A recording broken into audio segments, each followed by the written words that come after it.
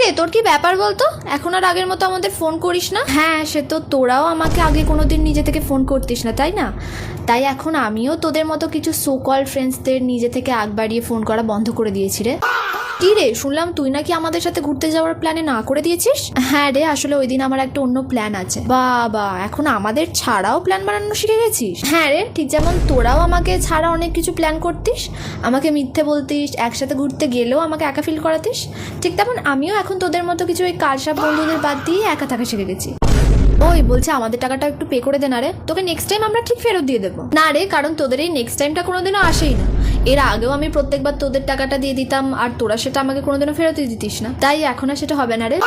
তুই না আগের থেকে অনেক পাল্টে গেছিস বুঝলি, রুড, অ্যারোগেন্ট, আমাদের সবার সাথে খারাপ ব্যবহারও করছিস। কি হয়েছে বলতো তোর? হ্যাঁ সেই, এখন যে আর নিজেকে সবাইকে ইউজ করতে দিই না তাই খারাপ তো আমি হবই, তাই না? তাহলে না আমার এরকম খারাপ, রুড আর অ্যারোগেন্ট অনেক আগেই হয়েছে।